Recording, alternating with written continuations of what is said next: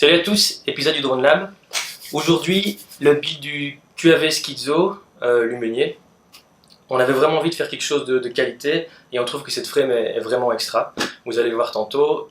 Description des composants. Ouais. On commence par la frame. Alors la frame, donc c'est la QAV voilà. Schizo. Clac, ici.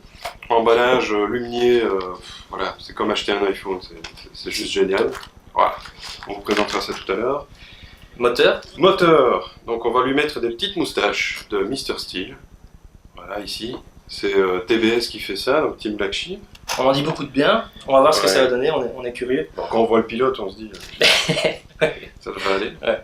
La carte de vol, donc ce sera une Lumeunier également, donc on est full Lumeunier, c'est la Luxe, c'est la V1, ils ont une V2 mais les composants sont quasi les mêmes. Alors que dire, les moteurs seront protégés par des protections en TPU imprimées donc chez Drone FPV Racer. Un petit mot à Benoît parce que franchement j'étais en route pour un voyage d'affaires, je suis passé chez lui, accueil d'enfer, le matos c'est nickel. Donc merci à Benoît.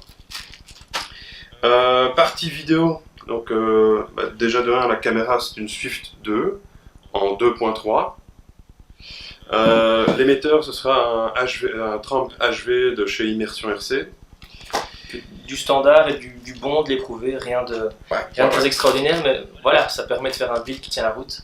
Tout à fait. Contrôleur des moteurs, donc ce sera un Cicada 4x30 A en D-Shot. Protection pour la GoPro, donc en TPU aussi. C'est mieux, parce qu'on se crache souvent. C'est ça. Hélices, ce seront des tripales, 5 pouces. Voilà, c'est les préférés de beaucoup de pilotes freestyle. Ouais. Les 5 pouces, 4.3 en polycarbonate durable. Ouais. Et je les ai testées, je trouve qu'elles sont vraiment géniales. Je vous les recommande aussi. Radio, du classique, la Taranis. Vous noterez aussi les petites protections. Encore merci à Benoît. Et donc le récepteur sera un XSR de chez FR Sky, donc compatible évidemment avec la radio Taranis. Voilà, c'est pas plus compliqué que ça. Il n'y a plus qu'à. Magie du montage, la suite. C'est parti. Donc voilà, ici je vais vous présenter donc la frame. Toujours les mêmes qui bossent. Donc j'ai ouvert le paquet. Alors donc déjà le matos, impeccable. Je vais ouvrir ça. Voilà. Juste bien regarder l'angle ici. Ah, je sais pas, il fait pas le point. Je vais le mettre devant la GoPro. Voilà, regardez ça, le bord d'attaque ici. Nickel. Profilé pour l'attaque. Ouais. La forme aussi est assez chouette, quoi. Donc on a les 4 bras. On a les 2 plaques qui sont elles aussi biseautées comme les bras. Support central, une petite touche de couleur pour la partie hardware, des supports en caoutchouc, ça évite les vibrations. Alors, le petit détail, voilà, on sait où on est, très épaisse, super rigide. J'en avais jamais vu des comme ça, elles sont vraiment super solides. Du soft mount, on verra ce qu'on en fait. En gros, il y a tout ce qu'il faut pour builder la frame. Et le petit détail final, donc c'est la touche de couleur. Voilà, ça c'est le côté Schizo. Donc si vous voulez décorer votre frame, vous avez tous les stickers nécessaires. Pour les plaques, pour les bras. Donc la suite des bras, la suite des petites pièces pour monter vos antennes. Enfin voilà, c'est juste terrible. Donc, youp, les petits moteurs, tout blanc. On a aussi donc le contrôleur Cicada. Et qu'est-ce qu'on a d'autre? Donc on a le Tramp HV, les protections TPU. Donc, sortez couvert, c'est toujours mieux. On va aller faire. Donc, pour créer le tamé, ce qu'on va faire, c'est faire à souder, pas trop froid non plus. Faut savoir qu'on peut avoir peur de souder à trop haute température, mais il vaut mieux souder à haute température pendant peu de temps qu'à basse température pendant longtemps. sinon on grille les composants. Croyez-moi. Je crois. Je parle à un convaincu ici. Tu prêches à convertir. Ok. Ah, j'ai mes petits bras. Ah, on n'a pas parlé de tes pièces en TPU là. Toi qui les as faites? On dit ça maintenant? Ouais. Mais moi je suis en train de builder la frame donc. Et moi j'attends que ça chauffe. C'est Ok. même pas chaud. Cool, Bah, tiens. let's go. En fait, ça, c'est deux petites pièces en TPU. Donc, le TPU, pour ceux qui ne connaissent pas, donc c'est un matériau qui est imprimé en 3D. Et c'est un matériau flexible. Ça aura l'avantage, en fait, je vais essayer de cadrer ça. Ça aura l'avantage ça a l'avantage d'être flexible, sans casser. Et donc, on a quand même une bonne précision dans l'impression. Donc, l'avantage de ces petites pièces-là, c'est qu'elles vont être légères. Comme j'ai dit, elles ne vont pas se casser et ça va nous permettre de fixer des composants de manière assez esthétique et fonctionnelle. Donc c'est moi qui les ai imprimés grâce à la machine qu'on a ici, au Drone Lab. Enfin, au Drone Lab, elle est chez moi, mais peu importe. Et le design, il a été pris directement d'Internet. Donc on peut designer ce genre de pièces sur des logiciels de design 3D, sans souci, mais beaucoup de pièces ont déjà été faites. On va pas réinventer la roue, comme ça marche très bien, ce genre de petits trucs. Mais voilà, on prend simplement le design sur le net, on le met dans la machine, on choisit les bons paramètres et on imprime ça. Le reste, après, ça passe à l'assemblage, vous verrez. Combien de temps, ça va être très chouette. Ça a pris combien de temps pour les deux pièces? Ici, pas longtemps, ça prend entre 20 et 30 minutes pour des petites pièces comme ça. Donc c'est vraiment pas beaucoup. En sachant que si vous faites des petites statuettes ou des conneries comme ça en impression 3D, ça peut prendre plusieurs heures, voire dizaines d'heures, si vous faites vraiment des trucs assez volumineux. Donc ça, c'est chouette. Et pour moi, c'est un bon investissement quand on construit, parce que ça peut nous éviter pas mal de galères après, vu que les pièces sont soutenues, il y a moins de tension, c'est moins susceptible de casser. Voilà, mais on n'est pas obligé d'avoir ça pour construire, évidemment. Ok, on passe à la soudure, donc on vérifie. C'est bien chaud, pas de souci. Toujours vérifier que son fer est propre. Et c'est parti. On va pré-étamer tout ça. Donc on va mettre une goutte de soudure sur chacun des composants. Voilà.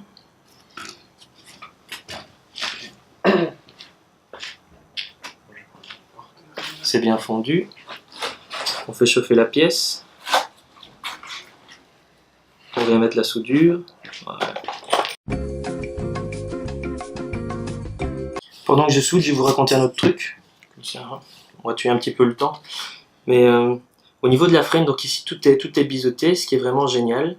Mais sur la plupart des frames, qui sont des frames, n'ayons pas peur de le dire, qui sont meilleurs marché, ce ne sera pas biseauté. Donc le désavantage de ça, c'est que lors de crash sur des matières solides du style du béton et abrasif, ce qui va se passer, c'est que la fibre de carbone qui compose la frame, en fait, c'est un assemblage de plusieurs plaques fines de fibres de carbone.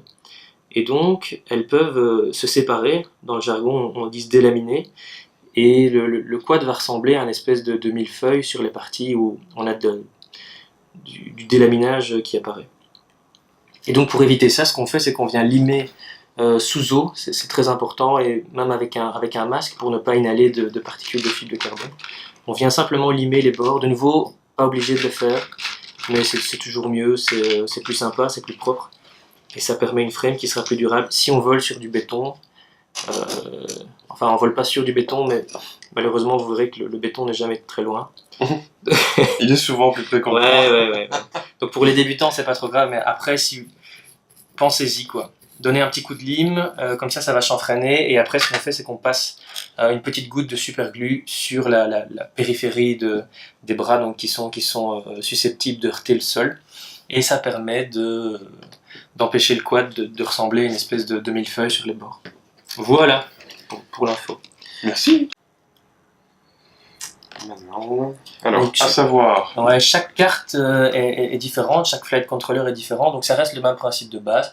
On va souder des composants aux endroits adéquats, c'est-à-dire qu'on va avoir un fil de signal vers le moteur numéro 4 qui va vers le moteur numéro 4 et ainsi de suite.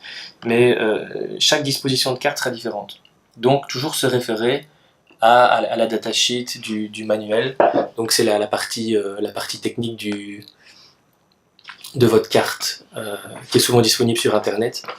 Ça permet d'éviter de faire des conneries. Donc il y a quand même deux éléments bien préparés parce que ça peut surprendre. Tu veux parler de ça? Oui. Ouais. Ici au dos, donc il y aura deux soudures à faire. Je vais peut-être montrer. Elle fait le focus. Si tu le mets en plein écran, enfin vraiment plein écran, faut vraiment être devant, hein, elle va faire le focus. Comme ça. Voilà. Donc il y a le système 5 volts ou 3 volts. Ici. 3 volts 3 exactement. Et le système PPM S-Bus. En fait, il faut venir souder ces deux petits plots pour lui dire qu'on vient en 5 volts, ce qui est notre cas avec les récepteurs, et on viendra en S-Bus aussi. Donc ça, c'est une question de tension d'alimentation et de protocole de communication entre la radio et la carte de vol. On va pas entrer dans les détails. Pour la plupart des gens, donc en FR Sky, ce sera du 5 volts, et on travaillera aussi en S-Bus. Donc, tant que j'y suis, ce genre d'infos, je disais, là, c'est toujours disponible, ou j'ai vraiment du mal avec ça. C'est disponible sur internet, on peut trouver ici le schéma de raccordement de la carte, ce qui est super pratique, ça évite de faire des conneries. Et même si eux le connectent comme ça, c'est pas parce qu'eux le font comme ça qu'avec notre matériel ça va pas différer légèrement. Donc voilà, c'est bien de préciser, c'est un tuto ici pour notre matériel à nous. En général ce sera la même chose, mais gardez à l'esprit qu'il peut y avoir des exceptions et des sales exceptions. Ils rigolent, et ça peut mener à des petits courts-circuits. Des petits courts-circuits, de la fumée qui se dégage, de la fumée magique, de la fumée bleue.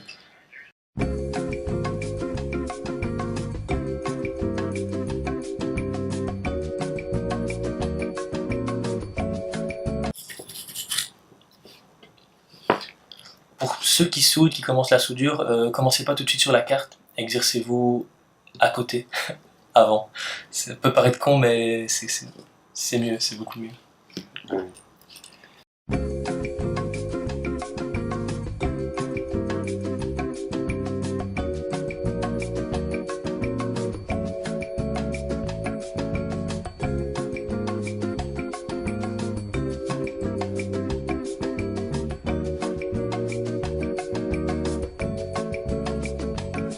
Donc, ce qui est important sur ce contrôleur de vol, on va montrer ici, c'est j'ai du mal à voir. Ici, donc, on a le 5 volts et le PPM qu'il faut vraiment relier avec une goutte de soudure, ou sinon votre carte va pas sortir les bons signaux. Voilà, simplement ça. Être attentif à ça. La fois dernière, je suis resté une demi-heure bloqué parce que j'avais pas fait ça et je comprenais pas. Voilà. Ouais, évidemment, quand tu montes la carte, tout ça est en dessous. Oui, oui.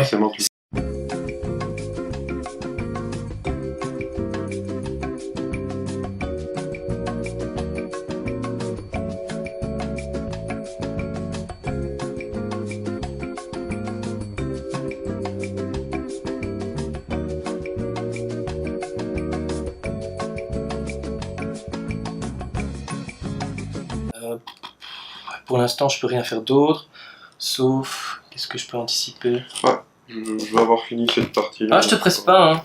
Je te presse pas. Tu peux aller boire un café. Une bonne bière.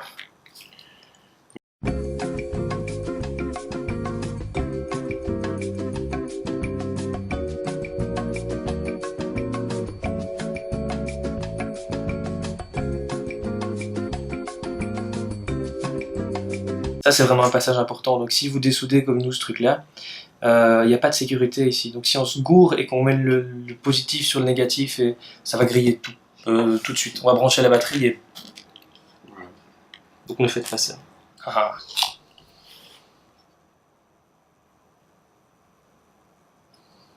Bah voilà. Je n'ai même pas besoin, mais pour le fun. Oui. C'est comme ça qu'on reprend de la soudure. Ce truc-là va l'avaler et la remettre ici. Voilà, ça c'est super pratique.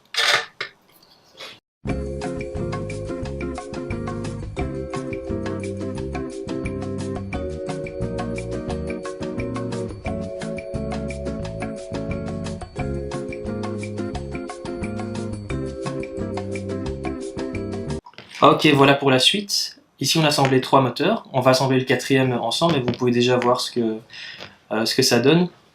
On a bien aimé ici la petite touche tressée, ça apporte un côté assez racé, je trouve, et propre à la construction. Donc bêtement, hein, on a pu mettre les moteurs qui sont reliés ici à ce qui s'appelle l'ESC, parce que c'est un ESC 4 en 1, donc qui est centré ici, au lieu d'être sur les bras. Et donc simplement on vient longer les câbles ici, on les tresse, et c'est très propre. J'aime beaucoup ça. Donc l'ESC il est alimenté ici par la batterie, et c'est lui qui va venir distribuer le courant jusqu'aux 4 moteurs. Je vais vous montrer comment est-ce qu'on a réalisé ceci. Donc on prend le moteur, on le tresse, on vient le positionner sur le bras, on met simplement 2 vis pour qu'ils tiennent bien, juste pour positionner le moteur ici. Donc ça, Je sais pas si on en a parlé, mais donc c'est important de mettre ce genre de colle. exactement. Mais l'avantage de ces moteurs, c'est que les vis fournis avec sont déjà pourvus de cette petite colle. Hop. Voilà, je vais vous montrer ça. Donc la vis qui vient ici avec la frame, ce petit point bleu qu'il y a dessus, c'est de la Loctite, c'est du frein filet, et ça empêche les moteurs de se barrer simplement en vol parce que la vis va être retenue au niveau du frein filet. Donc quand vous montez vos moteurs, pensez à faire ça, c'est bien, surtout si on utilise ce qui s'appelle un soft mount. Donc, ah oui, tiens, toi, on devait monter d'ailleurs ton soft mount, mais on verra ça plus tard. En fait, on doit le mettre en dessous. On va peut-être déjà le faire comme ça, et on le montrera plus tard si nécessaire. Donc ici, on va pas utiliser le soft mount pour l'instant, on peut le rajouter après. Pas oublier du coup de mettre un peu plus d'épaisseur aux vis, pas trop, sinon on va venir toucher les bobineurs, donc faites bien attention à ça. Mais pour ces vis là qui sont livrées donc avec les moteurs ici, il n'y a pas de souci, il y a déjà de la Loctite, donc ça va pas se décoller. Voilà, on reprend un petit peu ici, donc le moteur avec les fils qui sont tressés. Voilà, qu'est-ce qu'on va faire? On va venir le positionner ici, on voit qu'on peut s'arrêter à ce niveau-là, donc pour empêcher la tresse de se détresser, on va simplement prendre un petit peu de gaine qui s'appelle thermorétractable. Dans tous les magasins d'automobiles, hein, pas spécialement de modélisme, on peut trouver de la gaine thermorétractable, donc c'est juste du caoutchouc, pour ceux qui ne connaissent pas, qui à la chaleur va se rétracter, et ça permet d'isoler des câbles électriques.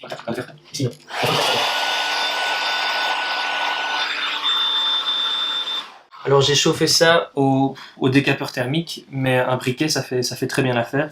Il faut juste être un petit peu plus prudent. Donc on positionne ceci ici. On va essayer de regarder comment les fils vont s'agencer pour voir s'il faut couper quoi que ce soit. Et dans notre cas, il faut rien couper.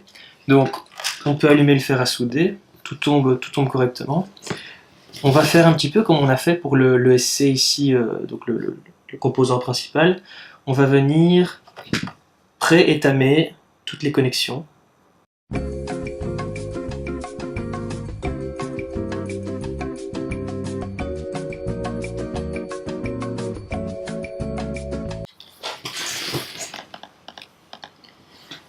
Et c'est parti pour le souder. Alors on va souder dans n'importe quel ordre en fait.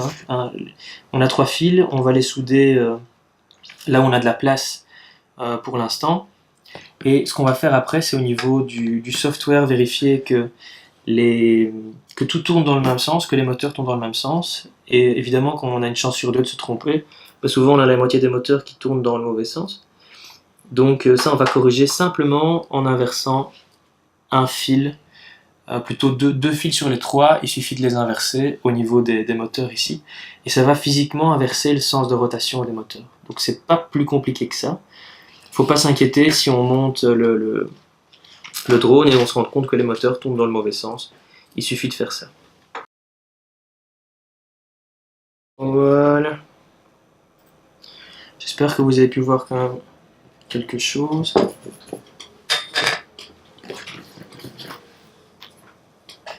On coupe le fer à souder. Voilà, si je peux vous montrer ça. Ok. Donc ici, aux extrémités des câbles, on est venu les souder sur les 3 pattes.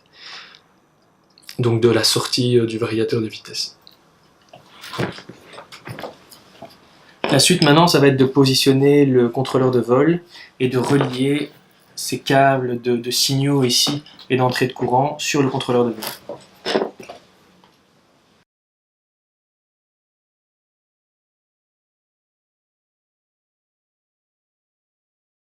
On avait connecté l'ESC. Maintenant, ce qu'il fallait faire, c'était relier le contrôleur de vol à l'ESC pour que le contrôleur de vol puisse balancer ses informations à l'ESC. Alors, ce qui sort de l'ESC,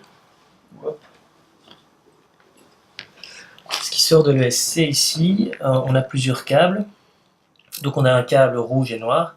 Donc ça, c'est simplement le voltage de la batterie et la masse qu'on va connecter pour alimenter le contrôleur de vol. C'est un contrôleur de vol qui reçoit jusque 6 S en voltage. Donc ici, il n'y a pas de problème, mais vous ne pourrez pas faire ça avec tous les contrôleurs de vol. Certains contrôleurs de vol n'acceptent que du 5 volts, et donc veillez à ne pas connecter la batterie en direct, sinon on va cramer le contrôleur de vol. Et c'est pas ce qu'on veut.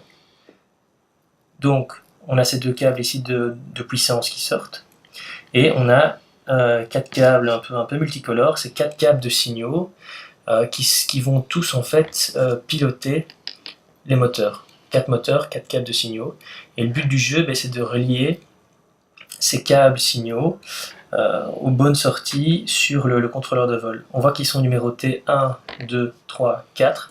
Par défaut, sur Betaflight, ce moteur-là, c'est le numéro 1, numéro 2, numéro 3, numéro 4. Et il faut simplement les relier aux bonnes sorties. Donc, par exemple, si ce fil ici orange correspond à la sortie de ce moteur-là, eh bien, il faudra relier ce moteur-là, qui est le moteur numéro 4, donc le fil orange, il faudra le mettre sur la sortie numéro 4. En l'occurrence, ici, c'est le fil jaune. Voilà, j'ai pris le fil orange. Petite précision, comme il est à l'envers, donc là c'est l'avant, c'est le moteur 1. Ouais. 1, 2, 3, 4. Non, mais la suite, ça va être... on peut connecter le buzzer, ça on n'a pas encore fait. Ah oui, buzzer. Nous, on aime bien de mettre un buzzer. C'est toujours bien quand vous êtes dans les hautes herbes, ou bêtement, pour qu'ils vous disent que la batterie est faite, par exemple. On peut paramétrer tout ça, mais ça, ce serait notre histoire. Donc n'oubliez pas de mettre un buzzer. Il faut encore relier l'émetteur vidéo aussi, connecter la caméra, connecter le récepteur radio. Oui, on sera bon pour voler. Ouais, cool. Ce qu'il y a de chouette dans cette pièce, c'est qu'elle peut contenir le buzzer, qu'on va simplement glisser en dessous, et c'est un support aussi pour le récepteur radio. Alors, ce qu'on aime bien faire pour que le récepteur radio, ça c'est valable pour n'importe quel type de support, mais qu'il soit bien en place, on met simplement du bon collant double face, hop, et ensuite, ça je te laisse faire, viens placer le récepteur comme tu veux ici. Ouais, donc on va essayer de ne pas obstruer le son. On va venir le poser dessus. Parce que le buzzer a une fâcheuse tendance à ce niveau-là, c'est juste un petit trou dans un petit diaphragme, et si on l'obstrue même légèrement, on n'entendra plus rien. Voilà, donc ici, normalement on va essayer de voir, il veut pas, je vais mettre ma main derrière, comme ça on verra. Nice. Voilà, là on a un petit espace entre le buzzer et le récepteur, c'est suffisant. Voilà, donc ça va aller derrière. Donc ici, ouais, ça c'est deux.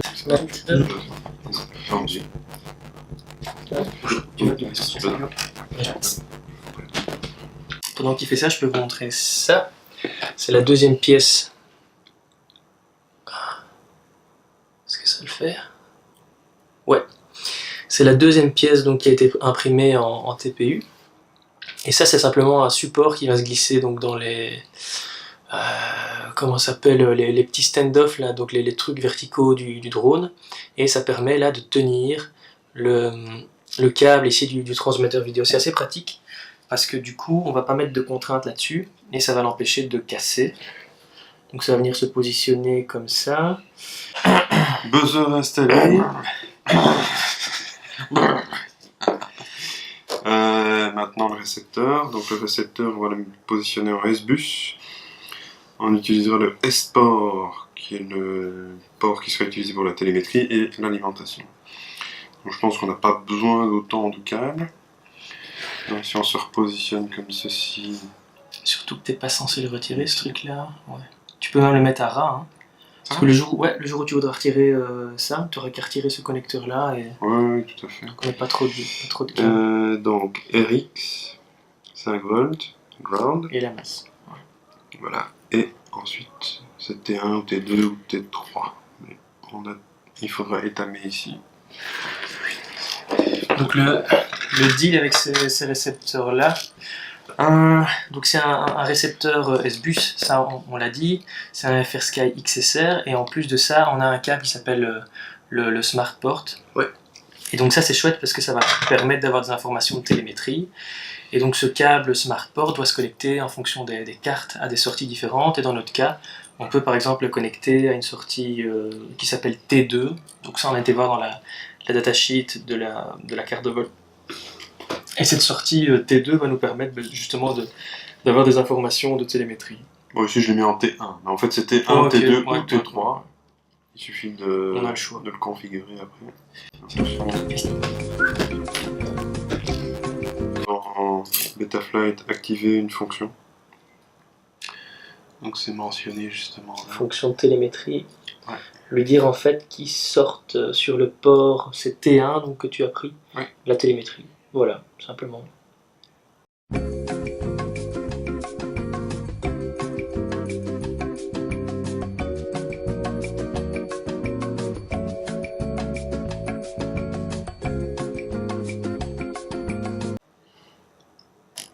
Bon, je profite de ce moment pour vous dire que ça peut paraître compliqué, voire complexe, et c'est pour ça qu'on a créé les ateliers. Donc n'hésitez pas à venir Yes. à l'atelier. Donc on en fait un le 9 septembre 2017. 2017. Oui. Ah ouais, parce que quand on verra la vidéo dans 3 ans. Ouais, c'est ça. Donc normalement on en fait un toutes les 6 à Wisman. Donc on le répétera. N'hésitez pas à vous abonner à la page Facebook et à la chaîne YouTube. On communiquera assez souvent là-dessus. Et donc voilà, c'est là où vous pouvez avoir toutes les réponses à toutes vos questions. C'est chez nous. C'est presque fini. Ouais. On va trouver de la place pour les différents composants. Ouais. C'est toujours en fait la décision, trouver le bon compromis, savoir qu'est-ce qu'il faut mettre où. Mais vous verrez, c'est pas compliqué, il faut juste prendre le temps. À savoir que vu qu'on fait à chaque fois des constructions qui sont différentes, c'est toujours le petit jeu de trouver ce qui va aller où, vu qu'elle change à chaque fois. Elle change souvent. Celle-ci, c'est la première fois qu'on l'a fait. Donc on est honnête avec vous. Vous voyez les tuiles qu'on a eues. Ouais, c'est quasi du live.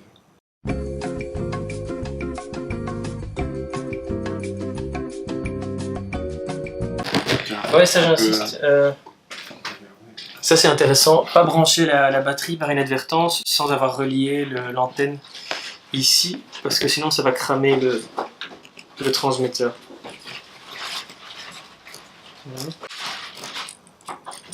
Hop.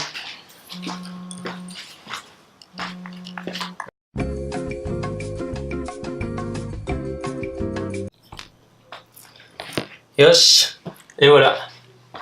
Ouh. On n'est pas peu fiers. Il reste juste évidemment à faire un petit guide pour les hélices. Je vais essayer de les hélices. Les antennes ici, on va pas les laisser comme ça évidemment, on va les mettre avec des colsons, ou plutôt faire un support en 3D pour qu'elles pointent comme ça au-dessus. Mais voilà, c'est plutôt cool. Il est vraiment méchant. Ça va être top. Le vol bientôt. Ouais. C'est ça pour la suite. Petit commentaire par rapport à ça. Je sais pas si t'en as. Oui, donc moi, tout est nickel, excepté le contrôleur brushless 4 en 1, où je trouve que voilà, disposition n'a pas été optimisée pour en tout cas la partie visserie. C'est dommage.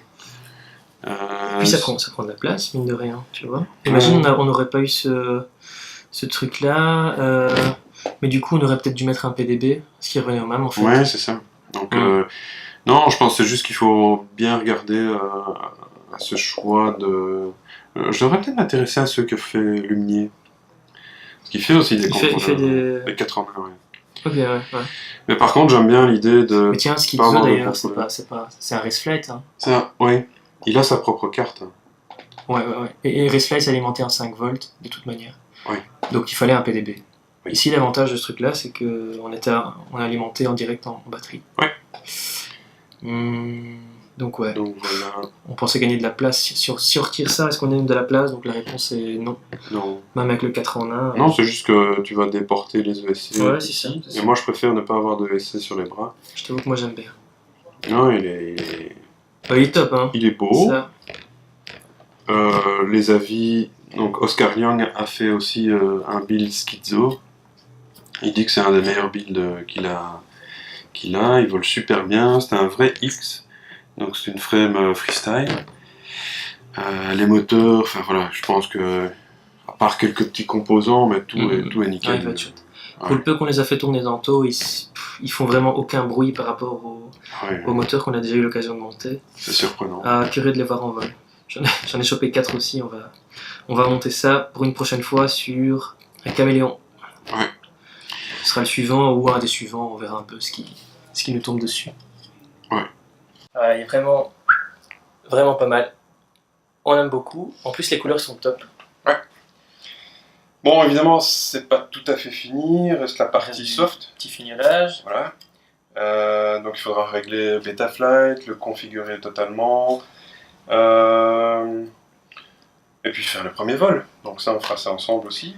Comme expliqué, il y en a pour... Si on veut parcourir la totalité des sujets, déjà c'est impossible. Ouais. Et si on essayait, on en aurait pour des heures. Donc ici, c'est un exemple qu'on essaie de vous montrer de A à Z dans les étapes principales. Ouais. Maintenant, vous aurez plein de questions, c'est certain. N'hésitez pas à les poster. Hein, on essaiera d'y répondre et de les inclure dans plutôt pas les questions, mais les réponses, les inclure dans une prochaine vidéo. N'hésitez pas à partager aussi, et donc à nous faire connaître ce que vous jugez qui a moins été, ou si on a fait des erreurs, des choses qui ne vous ont pas plu, n'hésitez pas à nous les communiquer. Moi je vous invite à passer aux ateliers, donc c'est justement l'endroit où on peut répondre à toutes vos questions. On construit votre drone.